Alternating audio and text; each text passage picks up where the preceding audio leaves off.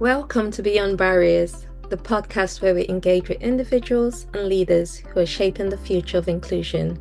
I'm your host, Juliana Ame, and today we have an inspiring guest, Bernard Kariuki, a renowned disability inclusion consultant and also an advocate. Welcome to our podcast, Bernard. And to start, can you share a bit about your personal story and how your experience of disability has shaped your career?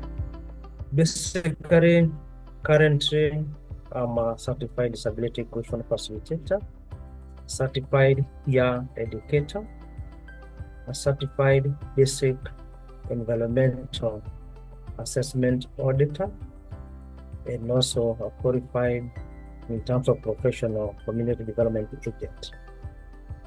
I normally support a project in the humanitarian context that do support business people with disability in the refugee camp and also in the hosting community, where we offer training on business skills, which is to do with the self-advocacy. We also support them on market linkages, as well as engaging different stakeholders, including the government and other development agencies on matters of disability inclusion, so that we are able to influence the ecosystem and to have an environment that normally support businesses for persons with disability. Going back to your question, it is good to underline that I, Bernard, was not born as a person with disability. I was born as any other child without disability in a rural Kenya, in a urban family. But when I reached my teenage age, that is the time I got an accident when I was playing football. I was an athletic, a sport person, and things take a turning point, whereby the dreams I had as a young boy, the inspiration I had, got shattered. I remember even I had to discontinue school or my education. And after going to different hospitals, seeking for medication, finally I got treated, but it turned out that I was now to be a person with physical impairment. This did not come along well with me being a young person, especially a boy, and you know how at that age we are so vibrant and active. And so when I saw that the things have changed, I lived in denial and shock for over 5 years, wondering why this could happen to me and trying to reflect and comparing how life will be. Previously, I could learn, but currently, after the impairment, I couldn't learn. I also feared how people would view my walking style, because I normally lean on my right leg, which is a bit shorter when I'm walking. And so this made me to lock myself indoors. Rarely could you find myself going outside the gate because of the fear people to see me and how they are going to describe. But I'm grateful to my late grandfather, who happened to approach me and encouraged me to go back to school, which was not easy, because bearing in mind that the friends whom you schooled together had already left the primary level. And so you are thinking that now once you go back to school, you're going to learn with those children or those learners that you thought were children to you. Again, it was not easy, because around my home, my rural home, there wasn't a school that was near where I could walk, because initially I could walk a school that was a bit far, approximately like 2.5 kilometers. But luckily, there was a school that was upcoming around 1 kilometer from my home, and I joined, and I had to go again 1 class backward. So you can imagine the age mate that I found in that class. I performed well, and because of my performance, I remember at some point I was made the school captain, whereby the principal or the head teacher could not see my disability, but could see the potential and capacity that I had. I remember in class 7 and 8, due to my performance, I was given responsibilities to be teaching the lower classes, especially mathematics and English, when the teachers are not there. That tells you that I bounced back in terms of learning. But things were not that smooth, especially during the education time, because during harsh conditions, that is weather condition, especially the rainy season, walking in mud was not simple. Being rained on was not a good thing. Sometimes you had to report to school a bit late. And I think my leadership skills started then, because I remember approaching the head teacher of the primary school, and I had to negotiate and agree that whenever the weather condition is not favorable, to be allowed to be coming to school or reporting to school a bit late. Luckily, he agreed. And fortunately enough, even today we are close friends, even having retired from the profession. We normally communicate, and I'm grateful for that. Another thing is, while other children were playing games, you not being involved, you could feel it, because remembering that previously you were so active in such games like football, although not the professional football, you could be discouraged and wondering, and you had so many questions around that. And I remember one of the teachers who was training about volleyball game during my last year in the primary school requested me whether I can join to support the team. And I did that, and I felt very good, although I could not play as effective as others because the game was not inclusive. Allow me to take you one step back. By then, issues to do with disability were not that active, and they were not pronounced. And so rarely could I hear people talk about disability or impairment. And so I remember at some point it was deemed that I was cursed, and that's why I had to develop my disability. And this was coming from a very family, close friend who again had a basis in Christianity. And in the hospital, I remember the same person came to my bed and requested me to be saying our Heavenly Father prayers 7 times per day for 21 days. And being the young I was, I agreed. And I remember I only said it for 7 days. And when I saw that nothing was happening, I quit. I did not continue playing because I did not see any changes. Well, I was lucky to join high school. It was a boarding high school, but only for boys. But again, their life was not simple because you are expected to do most of the things by yourself. Washing clothes, putting on your socks, your shoes, and that's it.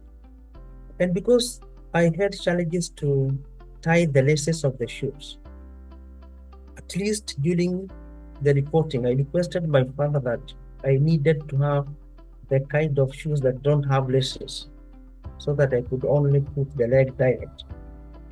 But the challenge was now wearing the socks. And there was this inspection that was being done twice per week, on Wednesday and Saturday. And we expected to have in the full school uniform. And some point, one teacher who was going loud came, and he had to raise my trouser and so that I don't have socks.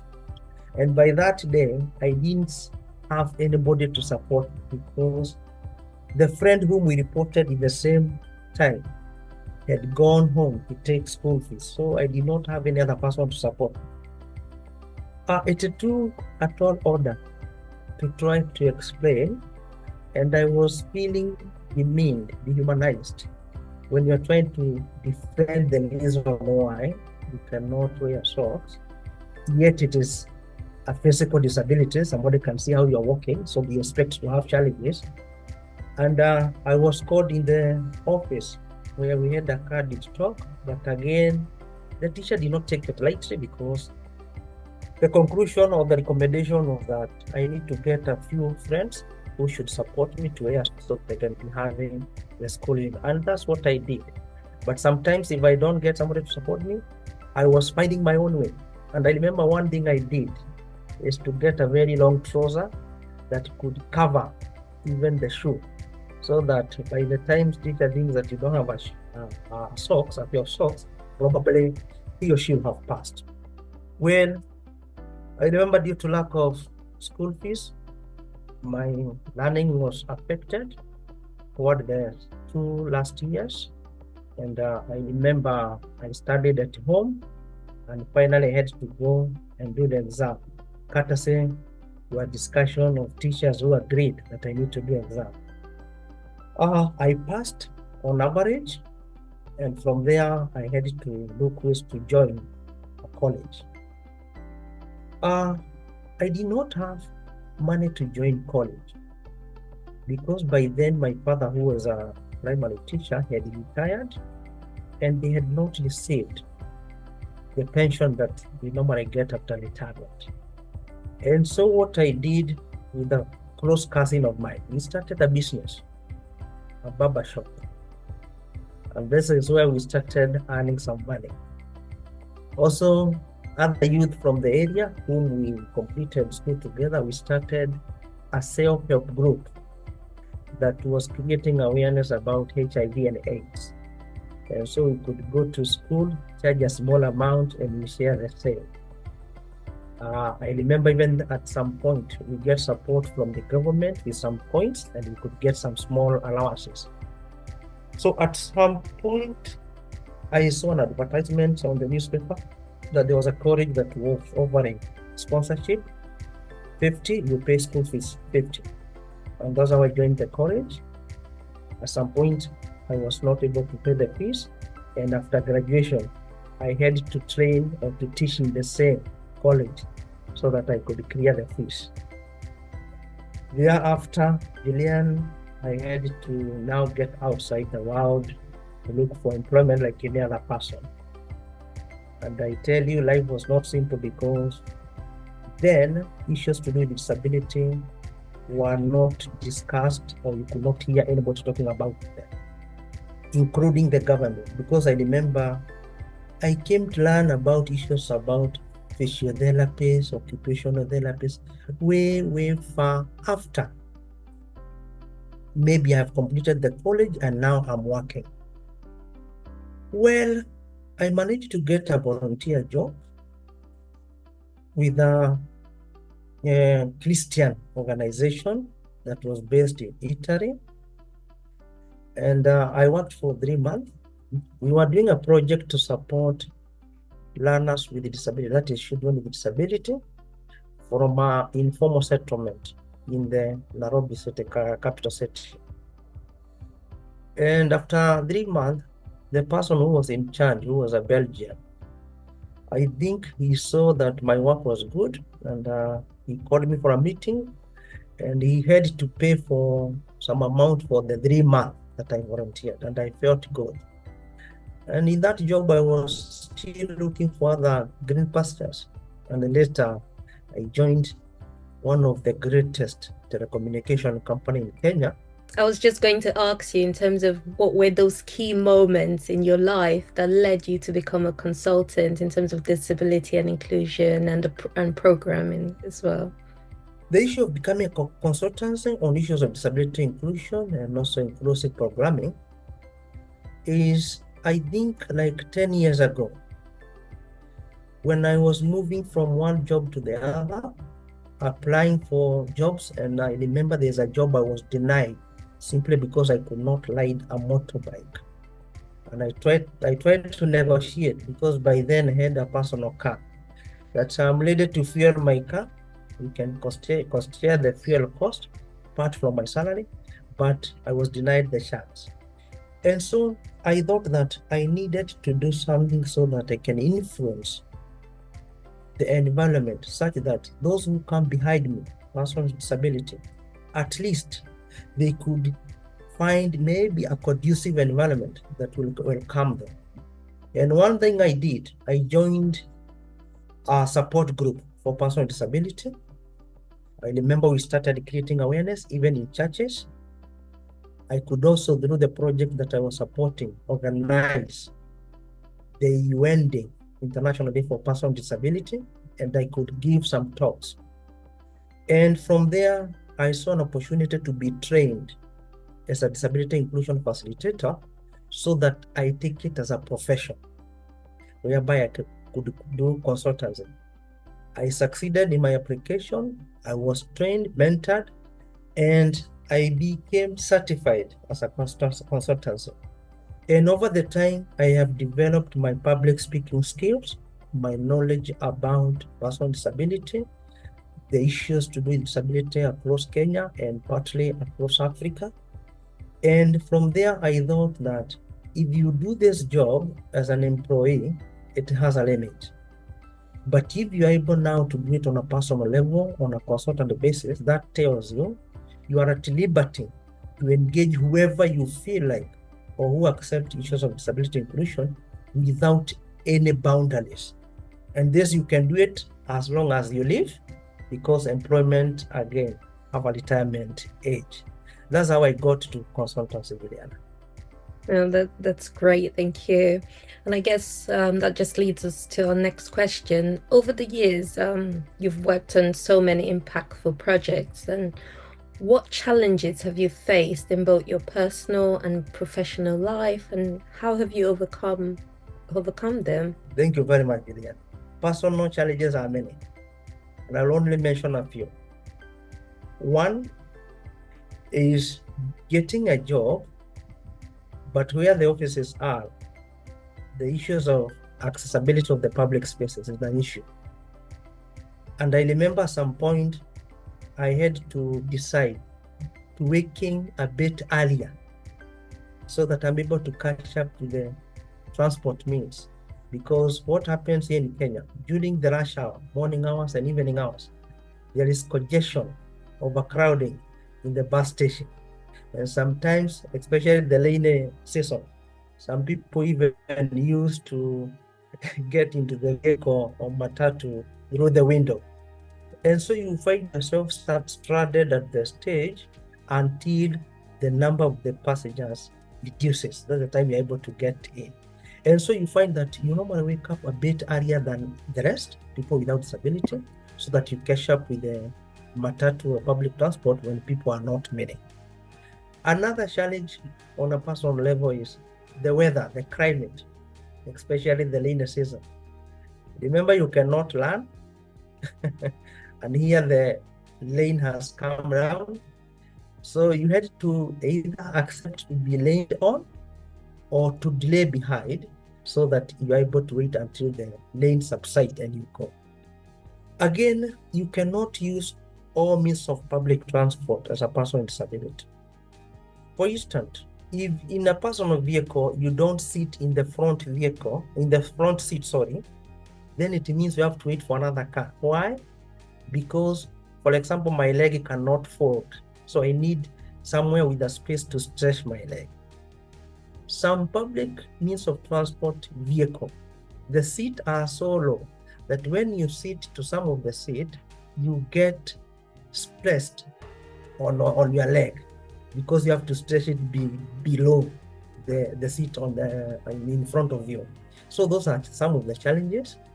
And on a professional way, it is very hard or demeaning to have an employer who does not understand some of your reasonable accommodation needs. And I remember at some point I requested one of the employers to allow me to be logging off some few minutes earlier so that I could catch up with the public transport. And they had to deny me that chance. And I explained that when I go there, I'll stay there without catching a matatu or a vehicle because of the crowd. And we're not allowed to get inside or given priority.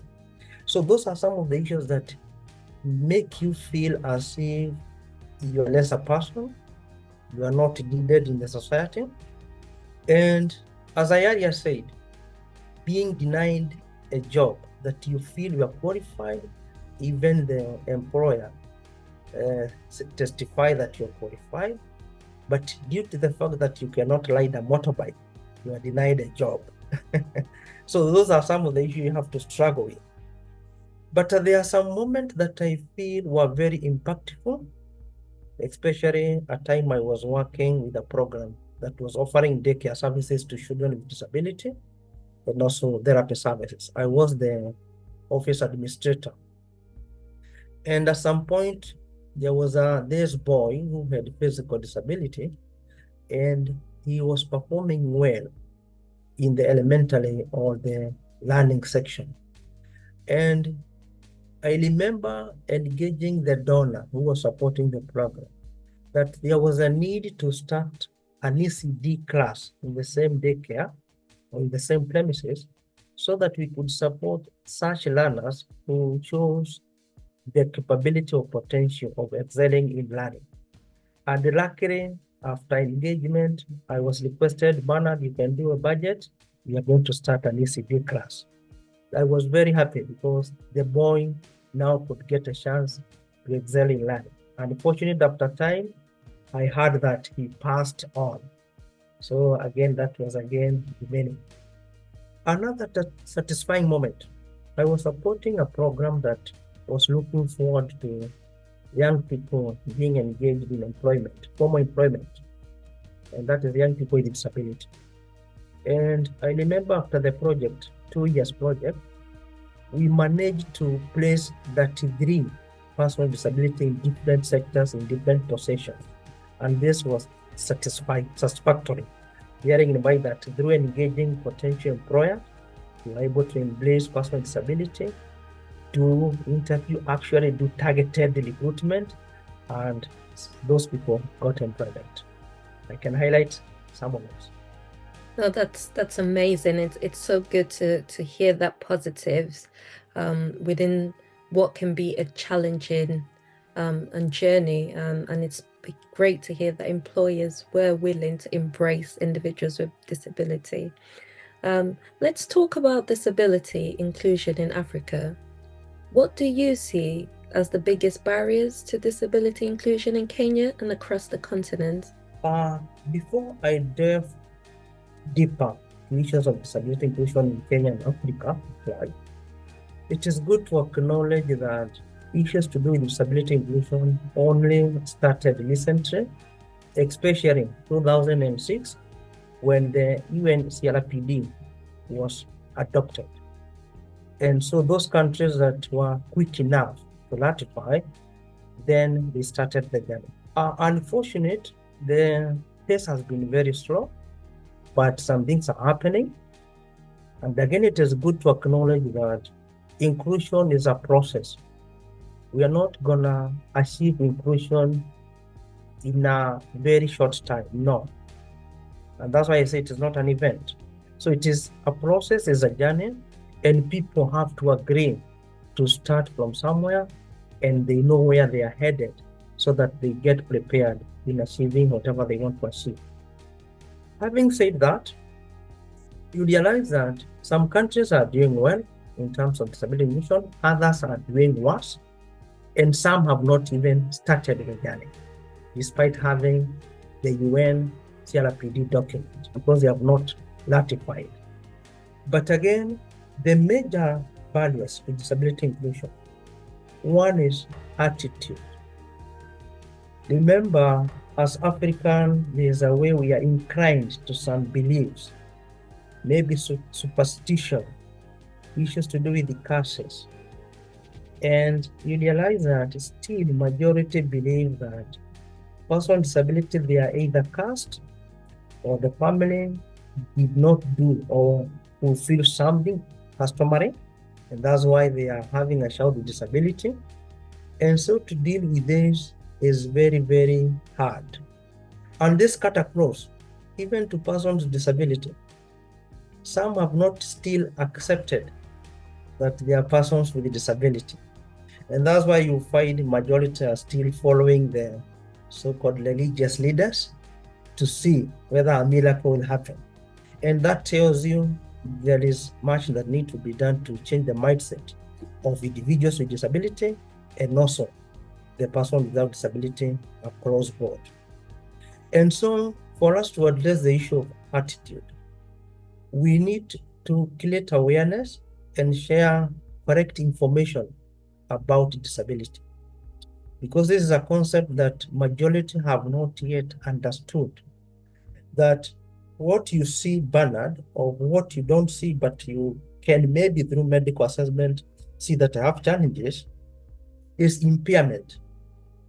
But I became a person with disability because in the environment, there are some barriers that I'm interacting with, and that are one that are making me to be called a person with disability. So it is a compound, it is a product of two variables. Once you understand that, then it means impairment can be gotten in so many ways, either during birth, maybe through accidents, sickness, and the like, you can name it. But again, if we don't share this correct information, still people will not understand what we are talking about. And they can end up doing all sorts of things in any manner, and it will not support inclusion of persons with disability. Another main challenge is issues of lack of inclusive policies. People are aware that we have the UNCLPD, and I know many countries do, but at local level, they are not domesticating that document. They are not ratifying. And if they do ratify, they are not following up to put down measures and instrument to see that it is implemented. Yes, some countries are doing quite well, and they are headed in the right direction, but others are dragging behind. Then that tells you that as a continent, we may be headed in the right direction, but with a very, very low pace. That means we take more than needed to promote inclusion or to embrace or practice inclusion, quite if we were to do it in the right way. Another thing is lack of political goodwill. We realize that it is the political leaders of respective countries that are mandated in developing and formulating laws. And if by so doing, they don't consider personal disability in whatever they are drafting, then it means issues to do with the disability inclusion are always left behind, including allocation of resources. And if we can tie this with achievement of sustainable development goals, which is targeted to be realized in the year 2030, 7 years to come, then actually not 7, 5 years to come. So then that tells you we may not realize this because we still have majority of persons or population who are still left behind in matters of development across board. And for me, I normally tell people, disability inclusion, we may not necessarily see it as a way to promote the light, protect the light of persons with disability, but we need also to see it as an approach to help us achieve the sustainable development goals. So basically, those are the key issues. And I think what needs to be done collectively is to understand the how question. People have some information about what is disability inclusion. People do have information of what they need to do. But I found the problem is on how to do it. You find people know that they need to put a lamp. But Juliana, believe me, the lamp that they put is more hazardous, is more aimed to cause damage, unlike giving support to persons with disability, because it is a pile of cement. It does not meet the international standard for universal design. And so people need to be told how to go about disability inclusion so that they stop from performing to practicing inclusion.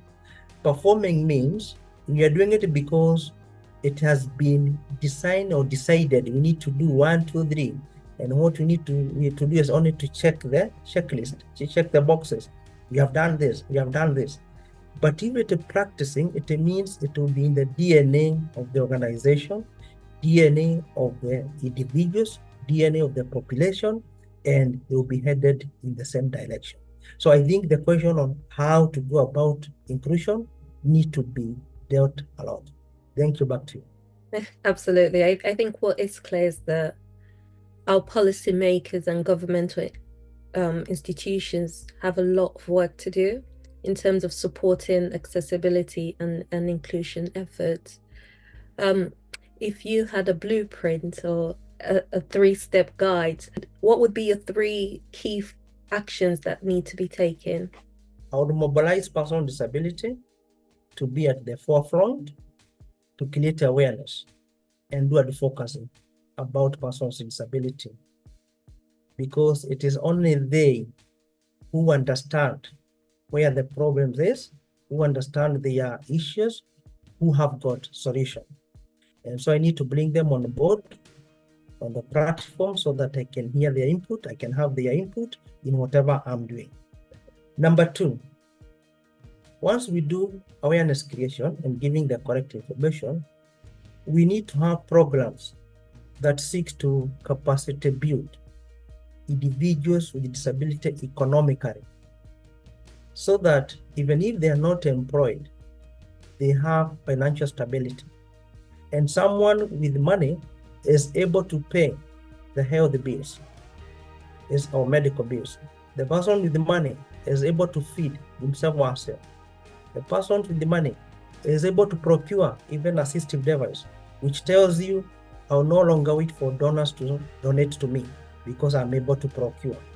And so if you're able to empower persons with disability economically, then at long last, we'll be able to have some resources that can support other areas of country development.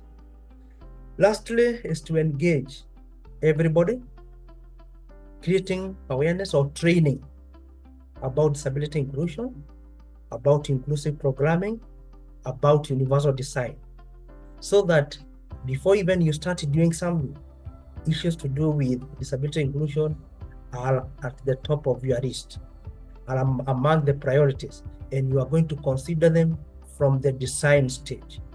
Unlike doing things only to realize that there's something that you omitted and you have to go again to the drawing board.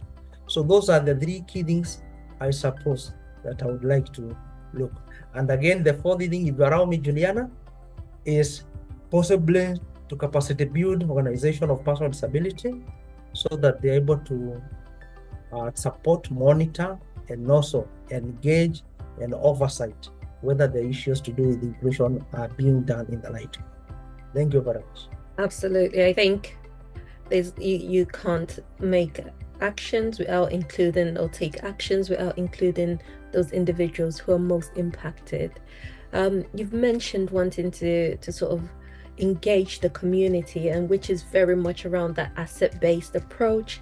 And for anyone who's not aware of this is an approach that focuses on and identifies the strengths and resources and skills of individuals and communities, rather than solely addressing the deficit, but you're mobilizing on the assets of those individuals within the community to make positive change. It's an approach that I strongly advocate for, especially within the African continent. It's really important to be able to look at how we can continue to develop and grow those individuals within that community. Just back to you, Bernard. What do you see being, what can be achieved in terms of that mobilization and those initiatives in the community? I think we need to have community forum. Somebody need to take a step ahead and mobilize community or villages so that you can have a discussion to see what are some of the challenges that the respective communities are getting in terms of engaging and involving persons with disability. And from a practical demonstration, it has been proven that persons with disability form the category of individuals who are at the farthest segment of the society in terms of being left behind, and more so women or female with disability. Be it a child, so a female child with disability is the most left behind person. And so once you have the discussion and you make the community understand some of those aspects, then you need to mobilize and map the existing resources that are at disposal of the community. Because for me, I strongly believe, as you have rightly said, resources are there, but people lack the skills and technology, yet the traditional technology, to utilize the available resources for the benefit of the community. And I think upward or bottom-up approach, whereby people start development from the local level, then it will translate to the development of the country. And I give you a case at all. We have so many metal wastages. We have the old wheelchairs, but rarely do you find people coming together and discuss how can we have a workshop and try to engage professionals, technicians, who can design and help us to make wheelchairs or some assistive devices, not only wheelchairs, maybe for our children, using the locally available material. And again, we are friendly with the topography or geographical area. So you realize that most of the resources that even are recyclable go to waste or go to polluting the environment, which again backfires and affects us. And so it is a good way to go. Then once you build the capacity of the community and you give a step back, you only supervise, support where need be, and let them own the process. Let them own the project so that they don't do it as if they are doing it for Bernard or Juliana. Let them feel this is for us, with us, and we are the one who will make it work. And once you do that, have a very clear exit plan so that once you leave them, there is a chance for the intervention to continue. I think, yes, resources are there. We are lacking maybe the relevant skills and technology to utilize the skills for the benefit of the community. And we need to start from the ground. Absolutely. I think that there's a lot of scope to be able to work together to create lasting impact for generations to come. So as we wrap up, what is your message to anyone, disabled or non-disabled, who wants to champion inclusion? Wow, beautiful. A very, very beautiful question. One, inclusion is good for all of us. And to have an inclusive society, we need to work collectively because we all have different capacities, different skills, different experience, and different proposals to solutions. And it is also good to understand that for us to achieve an inclusive society, we don't need to rush things. We need to do it slowly, but do it in the right way. So that whatever I do in matters of inclusion, I'll not have to repeat.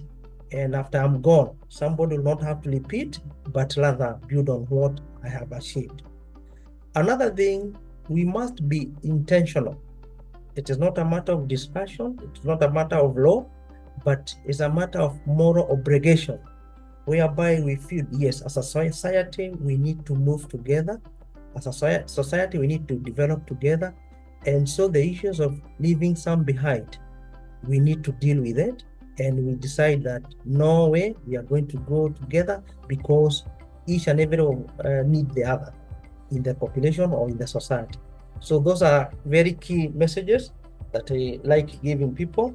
And finally, let us learn on how to do disability inclusion. We have information on the books, what need to be done, but the how has been a challenge to many. Thank you. Back to you. No, that's great. Thank you. And finally, how can our listeners support your work? Well, I'm available on LinkedIn. Just search Bernard Kariuki. You'll be able to find me. I'm also in the X space, Trainer Bernard. You also find me.